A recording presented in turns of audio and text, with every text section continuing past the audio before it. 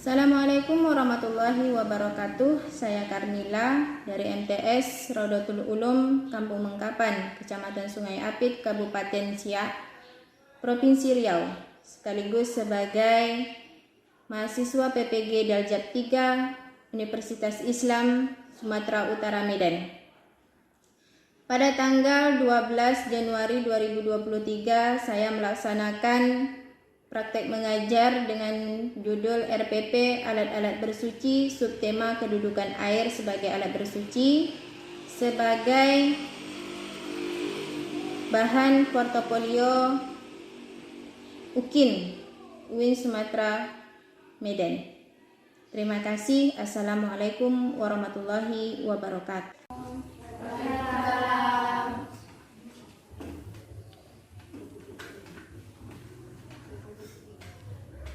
Assalamualaikum warahmatullahi wabarakatuh.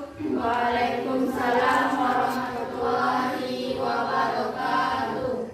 Apa kabar semuanya? Baik, Bu. Baiklah, sebelum kita belajar, kita baca doa dulu. Siapa yang mau membaca doa? Ya, silakan. Siap, sebelum kita belajar, marilah kita bersama-sama membaca doa. Berdoa dimulai.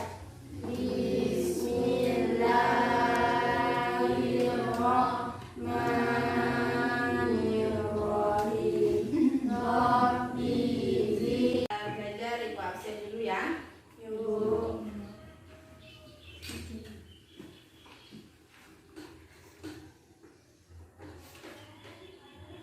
Bunga Syakila Hairina Hadir, Bu. Junaini Marisa Amanda M. Rizky Yusron Nia Ramadhani. Sebelum kita belajar, untuk kesemangatan kalian, kita pemanasan dulu lah. Apa yang kalian mau nyanyikan? Sultan Syarif Qasim. Oke, semuanya Syarif Qasim, Sultan Kerajaan Siak Sri Indrapura, Sultan yang adil dan berwibawa, berjuang bersama rakyat. semuanya, mudah-mudahan semuanya kita bisa yang beraktivitas seperti biasa, belajar yang dengan semangatnya. Tidak bisa hadir pada hari ini, mudah-mudahan besok semuanya hadir ya, tanpa ada alasan terkecuali sakit. Baiklah anak-anak ibu, semalam ya, minggu kemarin kita sudah belajar tentang alat-alat bersuci ya, yang mana alat-alat bersuci ini kita ketahui bahan untuk kita gunakan bersuci. Jadi pada minggu kemarin kita sudah membahas tentang bersuci. Sekarang ibu mau nanya terlebih dahulu sebelum kita masuk pelajaran selanjutnya.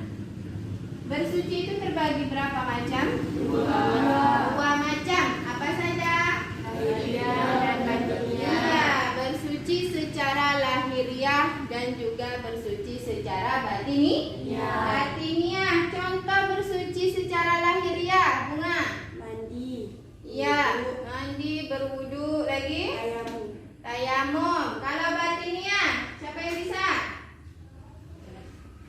Baiklah anak-anak ibu semuanya, rasa ibu kalian sudah paham ya yang namanya toharoh bersuci itu, baik lahiriahnya maupun batiniah. Sekarang kita akan mempelajari ya alat-alat untuk bersuci. Namun di sini ibu akan menjelaskan terlebih dahulu tujuan kita mempelajari ini ialah untuk mengetahui ya apa saja alat yang bisa bisa digunakan untuk bersuci, ya. Dengan bagaimana atau caranya seperti apa, ya. Mudah-mudahan nanti setelah kita mempelajari kalian tahu, ya, kegunaan atau barang-barang apa saja yang bisa kita gunakan untuk bersuci. Baiklah anak-anak, pada pagi hari ini kita akan mempelajari tentang kedudukan air sebagai alat bersuci. Oke, sekarang ibu bagi kelompok kalian 2 kelompok, ya. Tolong dilihat video yang sudah ibu kirim, video pembelajaran, ya, diperhatikan, lalu bikin kesimpulan. Setelah dibikin kesimpulan, ya, kalian maju ke depan untuk mempresentasikannya. Paham? Sekarang bagikan kelompok, ya. Oke. Benda cair, yang mana benda cair ini yang kita gunakan setiap hari, yaitu air.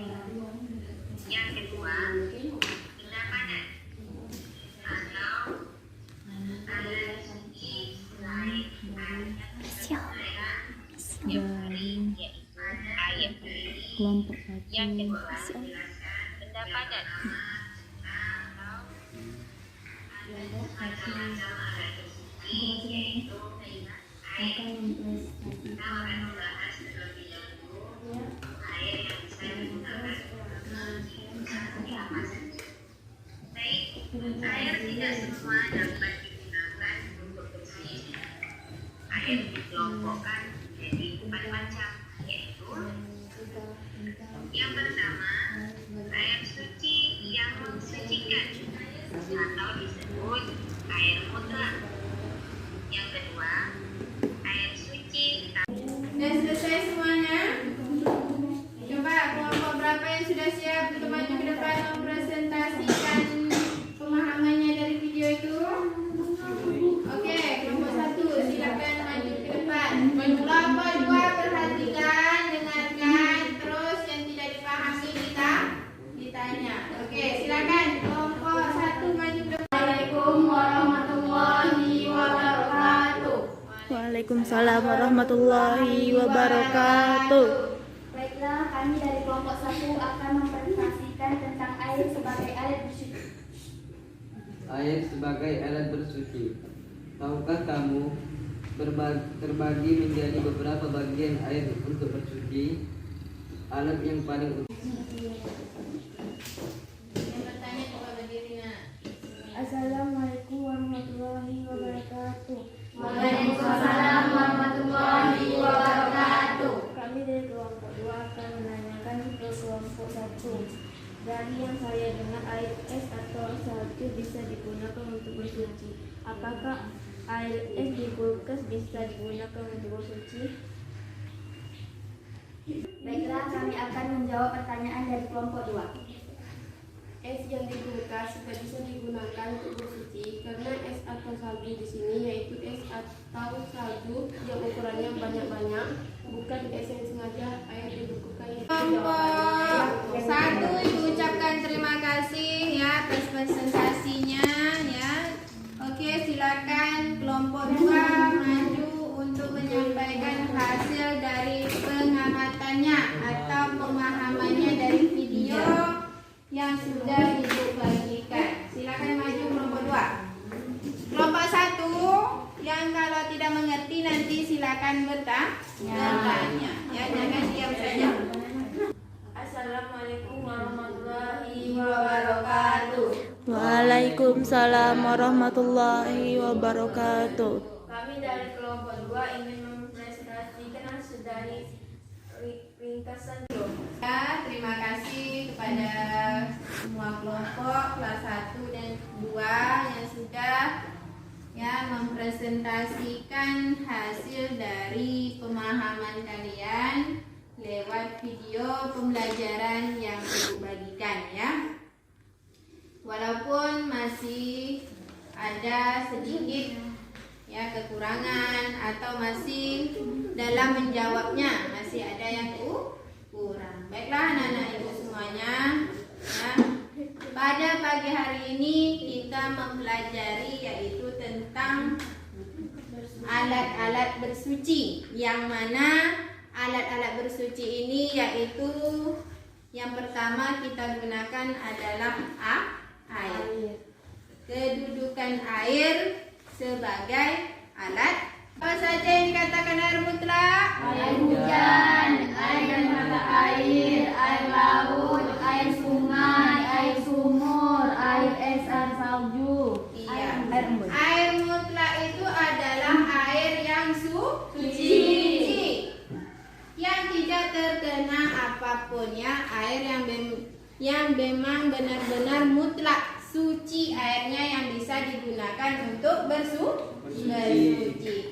Air mutlak ini seperti air hujan, air laut, apa lagi? Air sungai, air sumur, ya, air es atau air salju, air embun. Ada berapa macam? 7 macam ya. Air inilah yang dikatakan air mutlak, air yang belum terkena apapun, air yang suci. Sudah, sekarang yang kedua air musyammas. Apa itu air musyammas? Air suci tapi tidak disucikan. Air musyammas, air yang terkena sinar matahari. Musyammas itu artinya matahari. Ya, air yang terjemur di bawah sinar matahari. Ya. Kenapa dia tidak bisa digunakan? Karena akan menimbulkan penyakit kulit.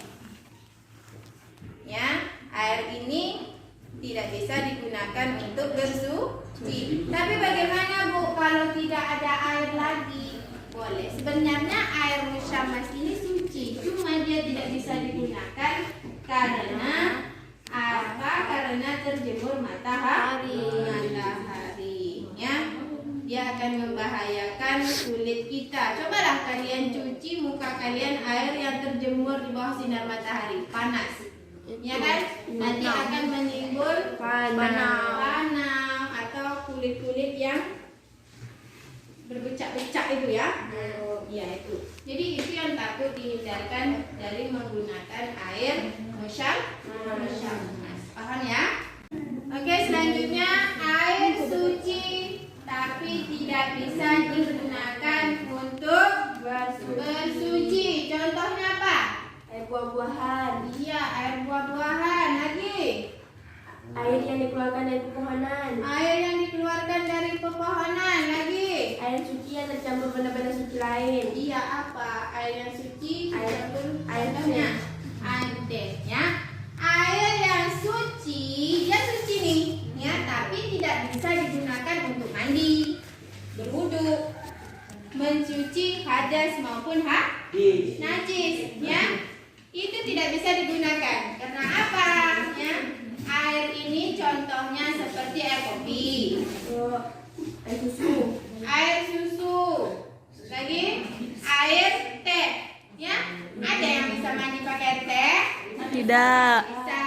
Ada yang mau mandi pakai air kopi? Tidak. Ada yang mau mandi pakai air kelapa? Tidak. Air inilah yang dikatakan air yang suci tapi tidak bisa kita gunakan untuk bersuci. Paham ya nak? Ini dinamakan air ya, yang sering kita gunakan setiap hari. Apalagi kalau pagi kalian minum teh paginya. Minum? Ya. Minum susu, minum tehnya.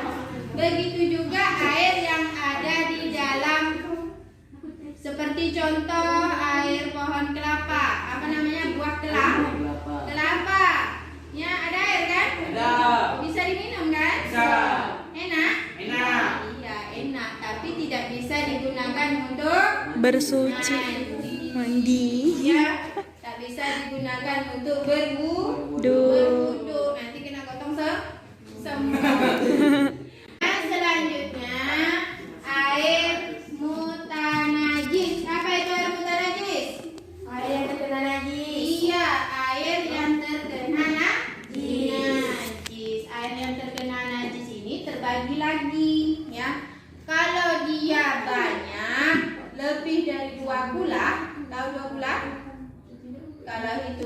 sebenarnya 270 liter. Jadi nanti kalau pulang ke rumah, coba lihat bak kalian, tanya sama orang tuanya, Mak, Ayah, bak kita ini cukup tak 2 kula? 2 kula itu berapa? Misalnya kata orang tuanya nanya kan, 2 kula itu Mak, kalau hitungan liter 270 liter. Ya ditanya ya.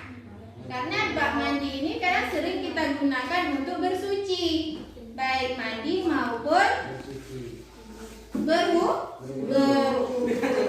Ya. Jadi coba tanya nanti pulang rumah, cukup atau tidak.